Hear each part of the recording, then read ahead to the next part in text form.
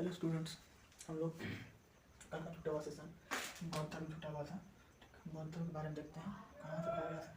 अभी हम लोगों ने बौद्ध धर्म की शुरुआत की, जैसा कि हम लोग जानते हैं कि बौद्ध धर्म की शुरुआत महात्मा बुद्ध ने की थी, लेकिन जैन धर्म की शुरुआत 24 तीर्थंकरों ने मिलकर की थी, लेकिन उसका वास्तविक संस्थापक महावीर स्वामी को माना जाता है। ठीक, तो हम चलते हैं आज बौद्ध धर्म को लेकर। बौद्ध धर्म क्या है? बौद्ध धर्म के बारे में आज हम पूरी तरह जानेंगे। क्या है बौद्ध धर्म? इन सबको मिटा देते हैं, इन सबका कुछ कार्य नहीं है।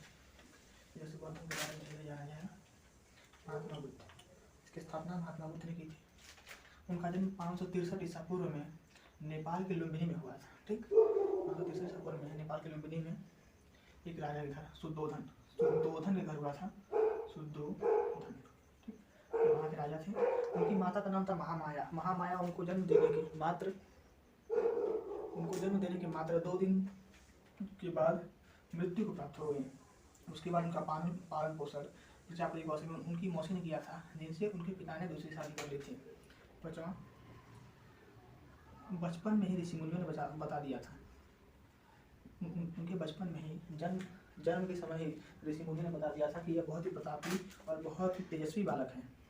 यह आगे चलकर संसार का कल्याण करेगा और यह एक समय आने पर अपना गृह त्याग देगा। ऐसा ही हुआ। जब वह एक दिन अपने महल से निकलकर राज के भ्रमण पर निकले, तो उन्होंने देखा कि एक वृद्ध व्यक्ति पीड़ा से तड़प रहा है, एक मृत व्यक्ति जिसके आसपास सभी लोग रो रहे हैं, और एक संकट में फंसा हुआ व्यक्ति भी परेशान है। मतलब उनको यह सब देखकर ऐसा लगा कि संसार जो है वह कम्प्लीटली दुखों से भरा हुआ है। संसार हमारा दुखों से भरा हुआ है और एक न एक दिन सबका अंत हो जाना है, लेकिन सत्य का ज्ञान किसी को नहीं है।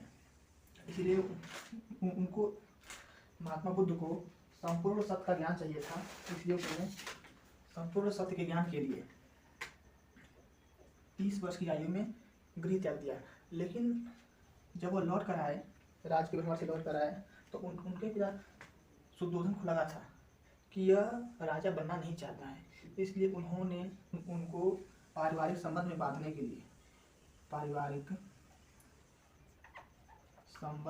के लिए उनकी शादी कर दी यशोधरा से।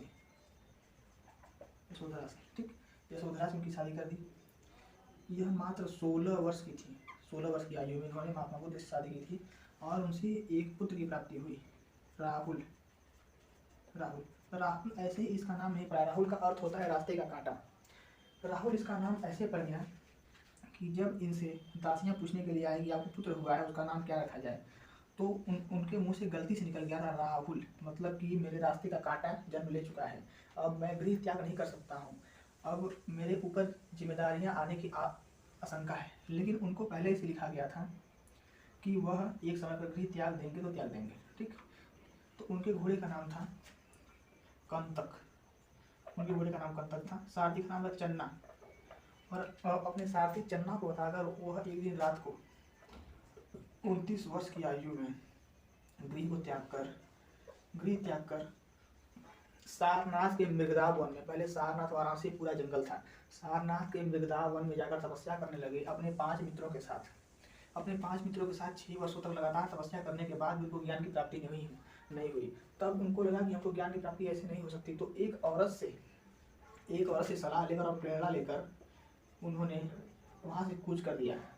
सलाह लेकर एक औरत से कूच कर दिया बिहार के बोधगया में।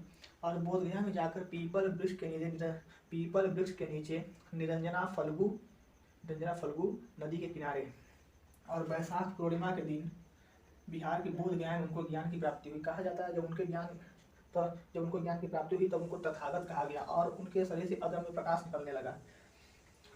अब उनको तथागत कहा गया। बिहार के बोधगया में ज्ञान की प्राप्ति हो गई। ठीक, ब्रह्मा क्या कहता है, तब वो वहाँ से वापस आकर उन्होंने अपना पहला उपदेश दिया उन्होंने सारनाथ में। उन्होंने अपना पहला उपदेश सारनाथ में अपने 5 मित्रों को दिया। उन्होंने सबसे ज़्यादा उपदेश दिया था श्रावस्ती में सबसे ज़्यादा उपदेश दिए। और वहाँ से कुछ समय बाद जब वो कूच कर रहे थे और रास्ते में जाकर श्रावस्ती के बाद वो कुशीनगर जाने वाले थे, कुशीनगर। लेकिन श्रावस्ती में उनके बहुत सारे शिष्य थे। श्रावस्ती में बहुत सारे शिष्य होने का कारण यह था, उनका सबसे प्रिय शिष्य था आनंद। महात्मा बुद्ध बौद्ध धर्म में औरतों को शामिल नहीं करना चाहते थे, लेकिन आनंद के कहने पर उन्होंने औरतों को बौद्ध धर्म में आने की अनुमति प्रदान की थी। और उन्होंने कहा भी था कि अब बौद्ध धर्म का ज़्यादा प्रचलन नहीं हो पाएगा। इनकी भाषा, जब उनको ज्ञान की प्राप्ति हो गई तो उन्होंने त्रिरत्न दिए थे। इनकी भाषा थी पाली। पाली संस्कृत तरह एक भाषा होती है और यह उस समय की प्रचलित भाषा थी, इसलिए बौद्ध धर्म का ज़्यादा प्रचार हो पाया। और इनका कुल शाक्य था। इन्होंने ज्ञान प्राप्ति को निर्वाण कहा और इन्होंने त्रिरत्न दिए थे। त्रिरत्न में सबसे पहले बुद्धम शरणं गच्छामि, धम्मम शरणं गच्छामि, संघम शरणं गच्छामि। इन्होंने त्रिरत्न दिए थे। और इन्होंने मोक्ष प्राप्ति के लिए 8 मार्ग बताए। इनको कहा गया अष्टांगिक मार्ग। 8 अष्टांगिक मार्ग बताए। और इन्होंने 10 शील बताया। ये 15 हो गया, 16 हो गया, 17, 18 हो गया, 19 कहते हैं। इन्होंने 10 शील बताया। 10 ऐसी बातें बताएं जिनको मनुष्य को अपने जीवन में कभी नहीं करना चाहिए, जैसे किसी की बुराई करना, किसी के साथ कुछ गलत करना, चोरी करना, ये सब करना। ऐसे इनको 10 शील कहा गया। ऐसी बातें हैं जिसको मनुष्य को कभी नहीं करना चाहिए।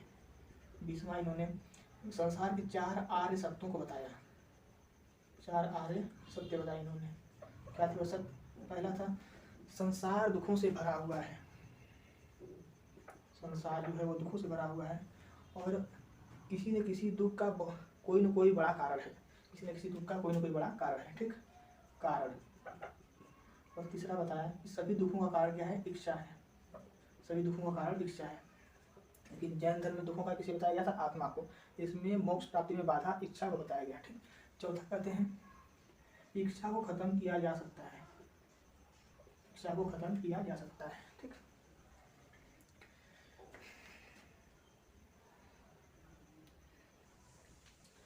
उसके बाद श्रावस्ती से निकलकर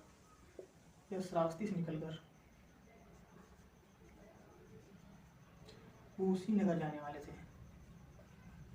कुशीनगर गोरखपुर के जस्ट ऊपर है कुशीनगर। कुशीनगर जाने वाले थे और रास्ते में शुकर मास क्या होता है?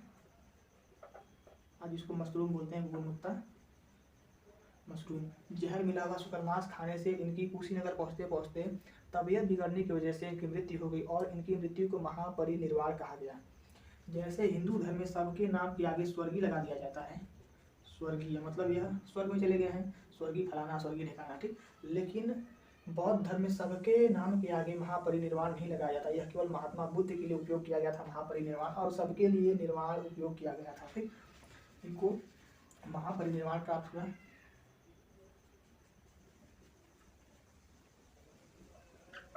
महापरिनिर्वाण को प्राप्त हो गया। इन्होंने इनके जन्म से लेकर मृत्यु तक कई चिन्ह रहे। इनके जन्म से लेकर मृत्यु तक इनके कई चिन्ह रहे। जैसे जब इनका जन्म हुआ था, जब ये गर्भ में थे, तब इनका चिन्ह था कमल। जब इनका जन्म हुआ चिन्ह था हाथी। जब युवा अवस्था में आए तब चिन्ह था सांड। जब ये गृह त्याग चिन्ह था घोड़ा। जब इनको ज्ञान की प्राप्ति हुई तब चिन्ह था जब इनको ज्ञान की प्राप्ति हुई तब चिन्ह था बोधि वृक्ष।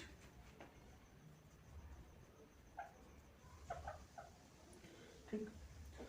और जब इनको निर्वाण प्राप्त हुआ तब चिन्ह था इनका पद चिन्ह।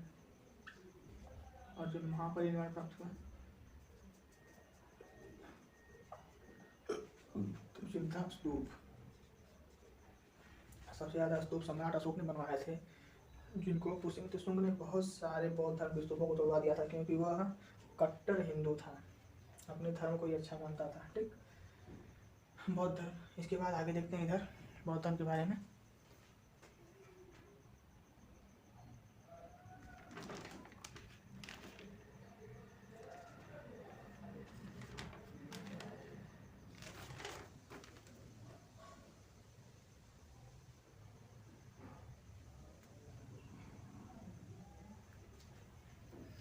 ठीक है, देखते हैं इधर मिला के लगभग 23 हो गए थे हमारे। 24 घंटा पेपर देख लेते हैं।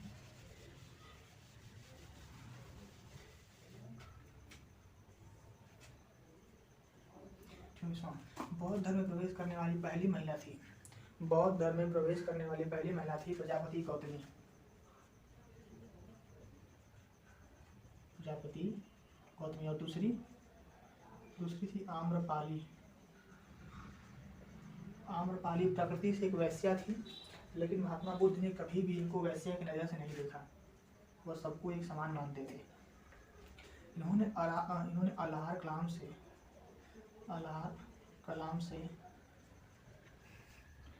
अलाहार कलाम द्वारा सांख्य दर्शन की शिक्षा ली। सांख्य दर्शन की शिक्षा ली और यही इनके गुरु थे।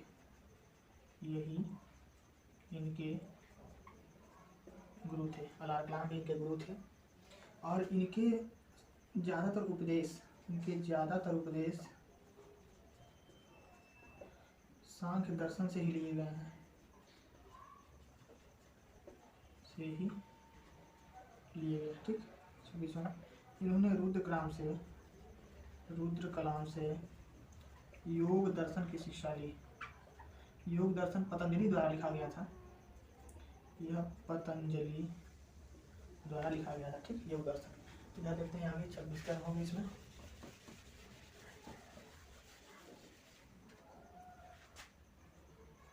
बौद्ध धर्म में भी मूर्ति पूजा नहीं थी। भगवान के अस्तित्व को नहीं माना गया। इसमें भी कर्मकांड को नहीं माना गया, लेकिन इसमें एक बात थी कि इसमें ब्रह्मचर्य पालन नहीं करना था। इसमें आप विवाह कर सकते थे, इसमें ब्रह्मचर्य का पालन नहीं करना था। यह उतना अनिवार्य नहीं था। आप कर भी सकते थे, नहीं कर सकते थे। ठीक, जैसा आपकी इच्छा करे। इसमें मोक्ष में सबसे बड़ी बात इच्छा को बताया गया। इच्छा को इसमें मोक्ष प्राप्ति के लिए विधि न तो कठिन थी न ही साधारण थी। महात्मा बुद्ध ने बीच का रास्ता निकाला था मोक्ष की प्राप्ति के लिए। इसमें कृषि करने पर मनाही नहीं थी।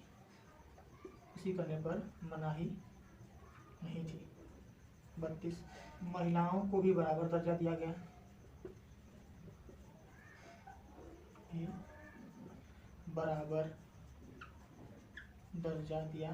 ठीक, इसमें महिलाओं को भी बराबर दर्जा दिया गया था। इन्होंने 3 सिद्धांत दिए थे। इधर मिटा देते हैं। इन्होंने 3 सिद्धांत दिए।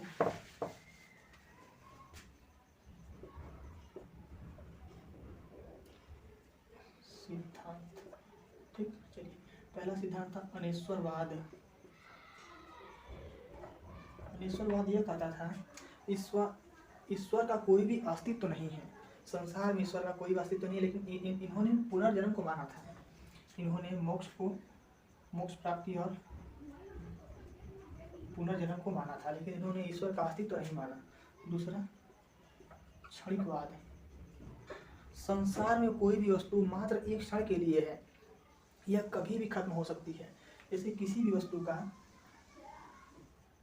किसी भी जीव का एक समय निर्धारित है। जैसे कि किसी भी मनुष्य का जन्म होता है और एक समय पर जाकर उसकी मृत्यु हो जाती है, तो उसका भी एक समय निर्धारित है। वो क्षणिक कुछ समय के लिए है और अंत में जाकर उसकी मृत्यु हो जाएगी। जैसे कोई जीव है, कोई जानवर है, कोई वस्तु भी है, जैसे कुछ भी है, कोई वस्तु है, आज बनी तो कल न कल खराब होनी है और कभी न कभी वो खत्म हो जाएगी। तो किसी भी वस्तु का एक क्षण होता है, एक पल, भले ही लंबा हो छोटा हो, इससे फर्क नहीं पड़ता, लेकिन कभी न कभी वो खत्म हो जाएगी। तीसरा शून्यवाद। शून्यवाद यह कहता है, शून्यवाद में कहा गया कि कोई भी संसार में कुछ भी सर्वोपरि नहीं है। संसार में कुछ भी सर्वोपरि मतलब कोई भी हमेशा नहीं रह सकता, वो कभी न कभी खत्म हो जाएगा। कुछ भी हमेशा नहीं रह सकता। कोई भी जीव है, कोई वस्तु है, समय है, समय भी हमेशा एक लगातार एक समान नहीं हो सकता। कभी न कभी समय बदलना ही है। ठीक, समय भी बदल सकता है। 31 के बाद 32 हो गया था हमारा। 33 देखते हैं। इसमें प्रवेश करने वाला पहला पुरुष था तपट्यु। तपट्टी इसमें पहला पुरुष था, और दूसरा पुरुष कौन था? दूसरा पुरुष था मल्ली। बौद्ध धर्म में प्रवेश करने वाला पहला पुरुष था तपट्टी, दूसरा पुरुष था मल्ली। ठीक, चलिए देखते हैं। इन्होंने अपने शिष्य चंदू द्वारा, महात्मा बुद्ध ने अपने शिष्य चंदू द्वारा जो सुकर्मास इन्होंने खाया था, वो अपने शिष्य चंदू द्वारा इन्होंने खाया था, और इनको महापरिनिर्वाण की प्राप्ति हुई, और इनकी मृत्यु 483 BC में हुई थी। 483 BC में इनकी मृत्यु हो गई। ठीक, कहाँ पे? कुशीनगर में। इसको महापरिनिर्वाण कहा गया। और बौद्ध धर्म के बिखराव को रोकने के लिए 483 में ही पहली बौद्ध संगति का आयोजन कर दिया गया। कहाँ पे? बिहार के पाटलिपुत्रा में। बिहार के पाटलिपुत्रा में पहली बौद्ध संगति का आयोजन कर दिया गया 483 BC में ही। इसमें लगभग 4 बौद्ध संगतियाँ हुई थी, उनके बारे में देखते हैं। बौद्ध संगतियों के बारे में इधर इसको मिटा देते हैं।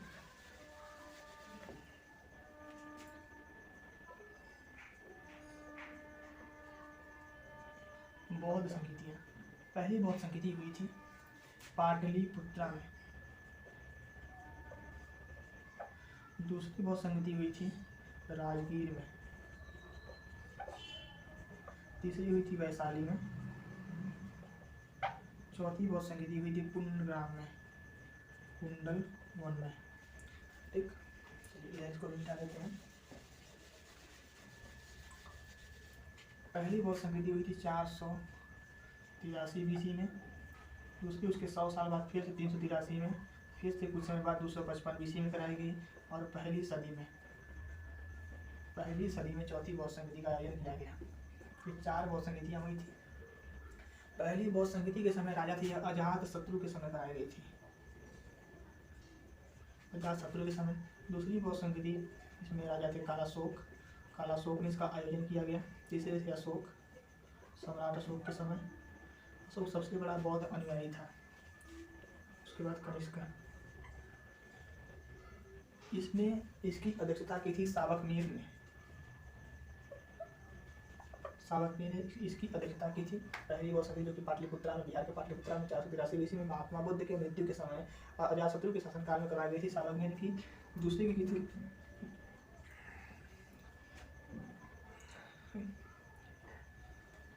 देखिए, पहली बौद्ध संगति सावक मीर के समय हुई थी। दूसरी बौद्ध संगति का अध्यक्ष कौन बना था? वैशाली। तीसरी जो अशोक के समय हुई थी, उसके थे मौखली 32 गोसाद।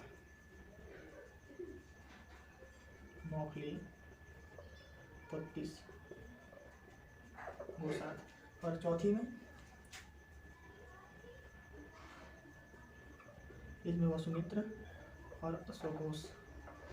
इसमें अध्यक्ष थे वसुमित्र और इसके उपाध्यक्ष थे अश्वघोष। इसके उपाध्यक्ष अश्वघोष थे। वसुमित्र से ज़्यादा विद्वान थे अश्वघोष, लेकिन कनिष्क के दरबारी कवि थे वसुमित्र, और दरबारी कवि होने के नाते चौथी बौद्ध संगति का अध्यक्ष वसुमित्र को बनाना पड़ा, ना कि अश्वघोष को। अश्वघोष को वह बोध गया से उठा लाया था, यह बहुत ही विद्वान था अश्वघोष को वह बोध गया से उठा लाया था।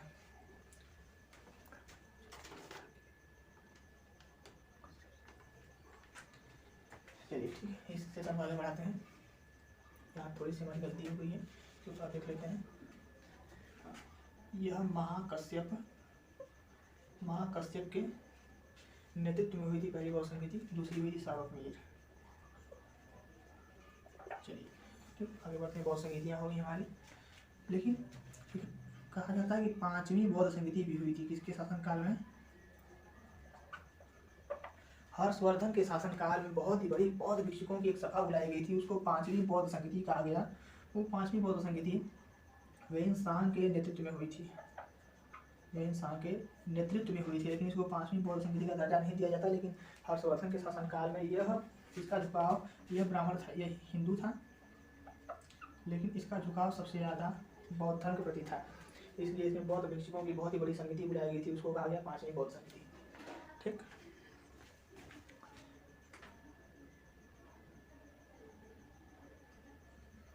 चलिए ठीक, आगे देखते हैं।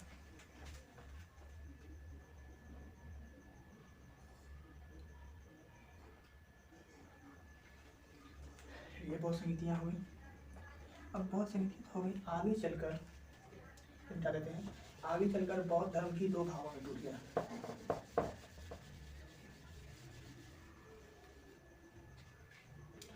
आगे चलकर बौद्ध धर्म की दो भागों में टूटा। बौद्ध धर्म पहला हुआ महायान और हीनयान। महायान में भी दो शाखाएं हो गई, ब्रजयान, शून्यवाद। ब्रजयान शून्यवाद को मानने वाले सबसे प्रमुख विद्वान थे नागार्जुन। इन्होंने पहले सापेक्षता का सिद्धांत दे दिया था, लेकिन उसको सिद्ध करने से पहले इनकी मृत्यु हो गई। इसलिए आज सापेक्षता के सिद्धांत के असली खोजकर्ता अल्बर्ट आइंस्टीन को माना जाता है, लेकिन इनको भारत का आइंस्टीन कहा जाता है नागार्जुन को। इन्होंने बहुत पहले ही सापेक्षता का थियरी ऑफ रिलेटिविटी की खोज कर दी थी। ब्रजयान शाखा, इसकी शिक्षा बिहार के भागलपुर में स्थित विक्रमशिला विश्वविद्यालय में दी जाती थी, और इसी को बौद्ध धर्म का विनाशक कहा जाता है, क्योंकि इसमें अपनी इच्छा पूर्ति करना, शराब पीना और वासना करना, इन सब की भरपूर अनुमति दी गई थी। ये सब कर सकते थे इसमें, ब्रजयान शाखा में हम सब कुछ कर सकते थे। इसी को बौद्ध धर्म का विनाशक माना जाता है। बौद्ध धर्म का ज़्यादा प्रचार भारत में नहीं हो पाया। इसका ज़्यादा प्रचार हम ईस्ट इंडियन कंपनी में देख सकते हैं, इंडियन कंट्रीज में देख सकते हैं, मतलब कि भारत के पूर्वी देशों में देख सकते हैं इसका विस्तार ज़्यादा। जैसे म्यांमार हो गया, Myanmar, Thailand, Laos, Cambodia, Vietnam, इधर देख लेते हैं, मलेशिया, सिंगापुर, ब्रुनेई, इंडोनेशिया का मुस्लिम कंट्री है, यहाँ कहीं इसका विस्तार हुआ। श्रीलंका में इसका सिंहली बहुत रहते हैं, श्रीलंका में, जापान, चाइना, मंगोलिया, ताइवान से, ठीक। फिलीपींस भी आता है, लेकिन फिलीपींस हमारा मुस्लिम कंट्री में आ जाता है। इतने सारे कंट्रीज में इसका ज़्यादा विस्तार हो पाया। दुनिया का सबसे बड़ा धर्म आज हम जानते ही हैं क्रिश्चियन धर्म है, दूसरा है ईसाई धर्म। हिंदू केवल भारतवर्ष में ही पाए जाते हैं, बाकी हिंदू दूसरे देशों में बिखरे हुए हैं, तो उनकी उतनी गिनती नहीं की जा सकती। लेकिन जो भारत में है सबसे ज़्यादा, दुनिया का एकमात्र हिंदू देश भारत है। पहले नेपाल भी एक हिंदू देश था, लेकिन उसने भी अपने आप को सेकुलर धर्म घोषित कर दिया, मतलब किसी धर्म को न मानने वाला और सारे धर्म को मानने वाला, ऐसा कहा जाता है सेकुलर धर्म। जैसे चाइना एक सेकुलर धर्म है, इसीलिए वहाँ कभी भी धार्मिक मामले को लेकर कभी लड़ाई नहीं हो सकती। भारत धार्मिक मामलों की लड़ाई की वजह से ही पीछे है। कुछ लोग ऐसे हैं जो हिंदू धर्म और मुस्लिम धर्म करते रहते हैं, ठीक। चलिए, बहुत संगीति हुई हमारी। महायान शाखा होगी, शून्यवाद होगी, ब्रजयान, बौद्ध धर्म। अब देख लेते हैं जैन धर्म और बौद्ध धर्म में समानताएं क्या थी और दोनों में विभिन्नताएं क्या थी। तो एक तरफ हम देख लेते हैं जैन धर्म और बौद्ध धर्म, पूरा रिलीज करते हैं यहाँ से यहाँ तक पूरा।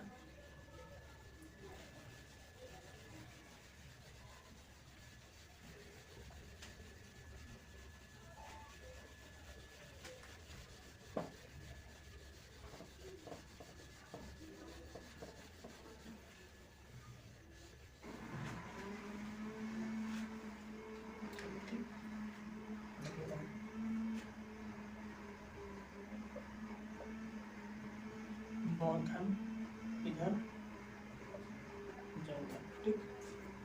चलिए, पहला बौद्ध धर्म पाठ आ जाता है समानता। पहले हम समानता देख रहे हैं, क्या देख रहे हैं? समानता। सबसे पहली समानता थी कि यह लोग भगवान को नहीं मानते थे, यह भी नहीं मानते थे। इन लोगों ने भी मूर्ति पूजा नहीं मानी, मूर्ति पूजा का विरोध किया, इन्होंने मूर्ति पूजा का विरोध किया। अच्छा, ये बार बार हम कर्मकांड लिख रहे हैं, इसका अर्थ समझ में आ रहा है कि नहीं? कर्मकांड का लिख रहे हैं। कर्मकांड ये कहता है अंत्येष्टि कार्यक्रम के बाद हम लोग नहीं करते हैं, तेरही बरही ये सब करते रहते हैं, इसी को कर्मकांड कहा गया। कि किसी के अंत्येष्टि कार्यक्रम के बाद कोई भी किसी प्रकार की खुशी, किसी प्रकार का गम नहीं मनाए, किसी की मृत्यु पर कोई रोएगा नहीं, यही सब कर्मकांड है, ठीक। चौथा, ये दोनों ही राजा थे, ये भी राजा थे, ये भी राजा थे, ठीक। पांचवा कहता है इन दोनों में ये दोनों ही इन्होंने भी त्रिरत्न दिए थे, इन्होंने भी त्रिरत्न दिए थे। ठीक, दोनों ने त्रिरत्न दिए थे, इन्होंने त्रिरत्न, उन्होंने त्रिरत्न दिए थे। आगे चलकर इसमें भी कुनीतियाँ आ गई, इसमें भी कुनीतियाँ आ गई। ठीक, 7वां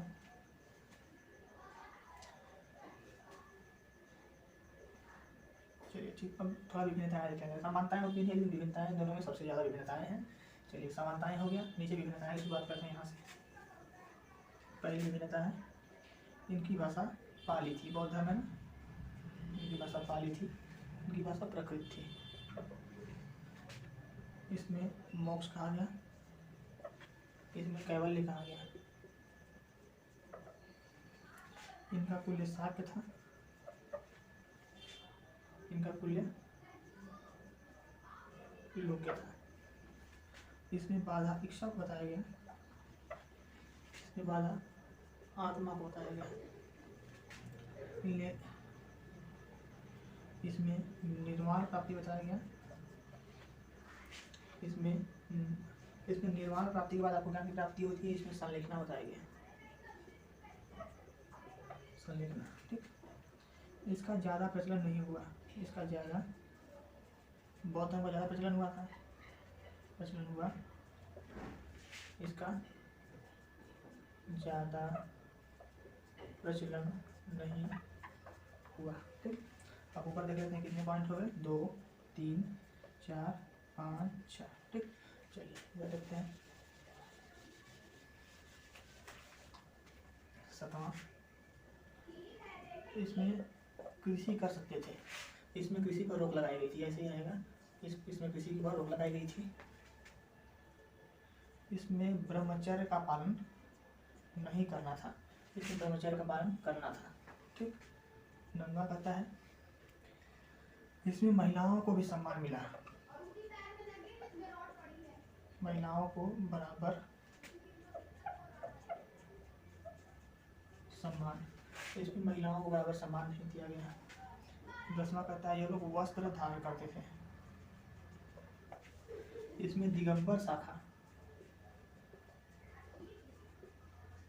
दिगंबर शाखा निर्वस्त्र थी। 11वां बौद्ध धर्म महात्मा बुद्ध ने शुरू किया था और इसको 23 तीर्थंकर पहले से ही इसमें चले आ रहे थे, लेकिन इसकी स्थापना 24वें तीर्थंकर महावीर स्वामी ने की थी। ठीक,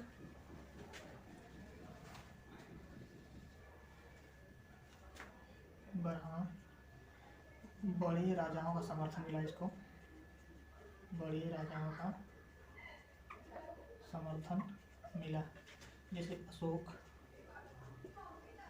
ये तो खुद इतना बड़ा, इतना प्रतापी, इतना प्रतापी सम्राट हो गया अशोक। उसके बाद एक और महान राजा कनिष्क, कनिष्क के बाद महान प्रतापी हर्षवर्धन, इतने राजाओं का समर्थन मिला। इसको भी कुछ छोटे राजाओं का समर्थन मिला, जैसे एक ही इसमें बड़े राजा हो गए चंद्रगुप्त मौर्य। इसके बाद इसको छोटे राजा खारवेल, जो कि कलिंग का राजा था, खारवेल का समर्थन मिला। खारवेल का हाथी गुफा अभिलेख मिला, जिससे अशोक के कलिंग युद्ध आक्रमण की जानकारी प्राप्त होती है। यहाँ पे अशोक ने जाकर सभी लोगों को बोटी कटवा दिया था, कलिंग के लोगों को। ठीक, खारवेल। और एक और था अमोघवर्ष। अमोघवर्ष ने अपने गुरु सिंह को भगवान जैन धर्म को अपना लिया था। इसके दरबार में 3 महान कवि रहते थे, अन्नपूर्णानंद, जिनको तेलुगु भाषा का पितामह कहा जाता है, नहीं कन्नड़, सॉरी माफ करिएगा, कन्नड़ भाषा के पितामह थे अन्नपूर्णानंद। आगे आएगा, ये हो गया 12वां। उसके बाद नीचे बिठा देते हैं, आगे देखते हैं इसके बारे में क्या क्या डिफरेंस बन सकते हैं। और बनाने के लिए तो हम डिफरेंस बनाते जाएंगे, बनता जाएगा।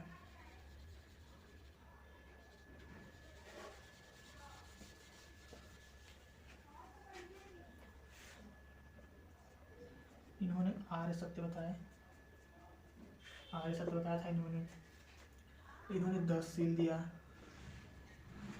8 अष्टांगिक मार्ग दिया, लेकिन इन्होंने केवल 14 पुराण नामक किताब लिखी गई और त्रिरत्न दिए थे, फिर नदी। ये दोनों में डिफरेंस हो गया, दोनों में समानताएं भी हम बता दिए लगभग, और जितना हम बता दिए उनके आधार पर आप दोनों में डिफरेंस कर भी सकते हैं। बहुत सारे डिफरेंस आप अपने से भी कर सकते हैं। ठीक, चलिए अब आगे चलते हैं जनपदास्त्र के ऊपर।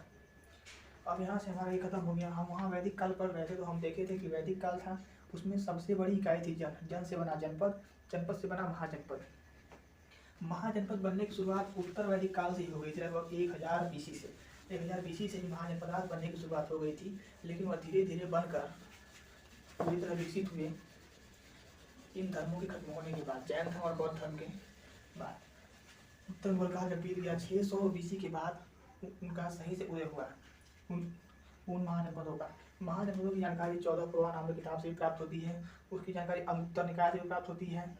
ऐसे बहुत से ग्रंथ हैं जिससे उनकी जानकारी प्राप्त होती है महाजनपदों की। ठीक, पहले 14 पूर्वा से प्राप्त होती है अंगुत्तर निकाय, ये जैन धर्म में लिखी गई थी या बौद्ध धर्म में लिखी गई थी। ठीक, महाजनपदों में सबसे पहले था अंग, दूसरा था मगध। मेनली हमको मगधा के बारे में पढ़ना है, मगध महाजनपद। यही सभी महाजनपदों पर अपना शासन कर लिया मगध ने सभी महाजनपदों पर अपना कब्जा कर लिया था। तीसरा था वज्जी, चौथा था मल्ल, पांचवा था कोसल, छठवां था काशी, आज काशी को ही हम लोग वाराणसी बोलते हैं। सातवां था वत्स, आठवां था कुरु, नौवां था पंचाल, दसवां था सुरसेन, यहाँ था अवंती, अवंती कहते हैं इसको, बनाना था इधर बना लिख लेते हैं, ये भर लिया गया। चेदी, अस्मक गांधार, 2 और बज गए इसमें, अस्मक गांधार बज गए। ठीक, देख लेते हैं। अंग की राजधानी थी चंपा। चंपा, जैसा कि आप इस मैप में देख सकते हैं, इधर मैप में दिखा रहे हैं आपको पूरे महाजनपदार्थ हैं, महाजनपद की राजधानी है, कौन कौन से क्षेत्र में बसे हुए हैं यह सब। पहला जैसा कि देख सकते हैं उसमें अंग कहाँ है, हमारा सबसे ऊपर की तरफ है, मगधा के जस्ट ऊपर हमारा अंग था। मगधा की प्रारंभिक राजधानी राजगीर थी, इसी को राजगृह भी कहा गया, राजगृह भी, लेकिन बाद में इसकी राजधानी पाटलिपुत्रा बना दी गई। आज पाटलिपुत्रा का नाम पटना पड़ा है, पाटलिपुत्रा का नाम पटना है। दिल्ली का पहले पुराना नाम क्या था, इंद्रप्रस्थ, दिल्ली का नाम था इंद्रप्रस्थ। पंजाब का तबरहिंद, ऐसे। ठीक, हैदराबाद की स्थापना किसने की थी, निजामुल मुल्क ने। बंगाल की स्थापना की मुर्शिद कुली खान ने, उसी के नाम पर मुर्शिदाबाद है, इसको मैनचेस्टर ऑफ ईस्ट इंडिया कहा जाता है। वैसे सब मैप में देखना है हमको, बहुत कुछ जानकारी भी देनी है हम सबको। ठीक, वज्जी, इसकी राजधानी उतनी जानने की जरूरत नहीं है। कौशल की थी अयोध्या, काशी की वाराणसी, जो हमारे क्षेत्र में थे उसको जान लेते हैं। वत्स, गुरु, पांचाल, सुरसेन, अवंती, चेदी, इन सबके बारे में जानने की जरूरत नहीं है। ठीक, ये थी अवंती, इसकी राजधानी थी उज्जैनी, ये मध्य प्रदेश के क्षेत्र में थे उज्जैनी, अवंती। ठीक, अस्मक गांधार तो छूट गए थे। अस्मक, इसकी राजधानी थी माहिष्मती। और गांधार, ये पूरा अफगानिस्तान और पाकिस्तान वाला क्षेत्र केवल एक ही महाजनपद में था, गांधार महाजनपद में। ठीक, इसकी राजधानी तक्षशिला थी। तक्षशिला दुनिया का पहला विश्वविद्यालय था तक्षशिला, और दुनिया का पहला विश्वविद्यालय था नालंदा विश्वविद्यालय, जिसने हॉस्टल की सुविधा उपलब्ध कराई थी। किसने बनवाया था, कुमारगुप्त ने। गुप्त शासनकाल में हम आएंगे तब देखेंगे उसको। ठीक, ये महाजनपद हो गए। अब इन सब के बारे में बारी बारी से पढ़ने की हमको जरूरत नहीं है, हमको मेनली पढ़ना है मगध के बारे में। मगध महाजनपद, जो कि बिहार की पाटलिपुत्रा से शुरू हुआ था मगध महाजनपद, और धीरे धीरे सारे महाजनपदों पर अपना कब्जा कर लिया मगध महाजनपद ने। मगध महाजनपद के बारे में पढ़ना है, इस पर कौन कौन से राजा है, कौन कौन से राजा ने किस किस महाजनपदार्थ पर कब्जा किया। मगधा ने धीरे धीरे पूरे भारतवर्ष पर कब्जा कर लिया, और पूरे भारतवर्ष पर केवल मगध महाजनपद का शासनकाल हो गया। ठीक, और उन सबका नाम मगध महाजनपद पड़ गया मिला के। ठीक, इसे देखते हैं पहले तो मगधा महाजनपद शासन करने वाले 7 राजवंश हुए। मगध महाजनपद पर शासन करने वाले 7 वंश हुए। पहला वंश था हर्यक वंश, दूसरा था शिशुनाग वंश, तीसरा था नंद वंश, चौथा था मौर्य वंश, शुंग वंश, कण्व वंश, सातवाहन वंश। ठीक, हसीन मशुकसा। ठीक, स्टेप बाय स्टेप हम देखते चलेंगे हर एक वंश क्या है, शिशुनाग वंश, नंद वंश, मौर्य वंश, शुंग वंश, कण्व वंश, सातवाहन वंश। ठीक, तो शुरू करते हैं इधर से धीरे धीरे हर एक वंश। मगध महाजनपद पर शासन करने वाला पहला वंश कौन सा था? हर्यक वंश। ऐतिहासिक मान्यता के अनुसार, लेकिन पौराणिक मान्यता के अनुसार इस पर शासन करने वाला पहला वंश था बृहद्रथ वंश। बृहद्रथ वंश। लेकिन इसका कोई पुख्ता साक्ष्य नहीं मिलता है, कोई अचूक साक्ष्य नहीं मिलता है इस वंश का, ठीक। इसलिए हमको ऐतिहासिक मान्यता के अनुसार पहला वंश था